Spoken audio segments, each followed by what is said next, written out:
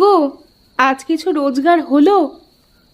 না গো, রোদে কাজ করার সময় আজ হঠাৎ মাথা ঘুরে পড়ে গিয়েছিলাম, তাই কাঠ তেমন কাটতে পারিনি। এই নাও কিছু ভাতের চাল, এক বেলার আহার হবে।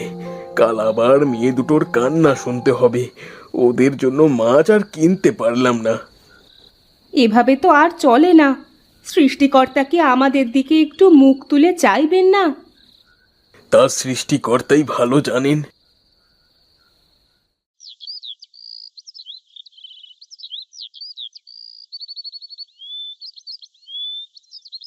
আজও শুকনো মরিচ পোড়া দিয়ে খেতে দিলে মা?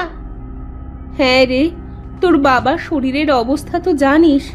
অসুস্থ শরীরে খুব বেশি কাট কাটতে পারে না মানুষটা। তোরা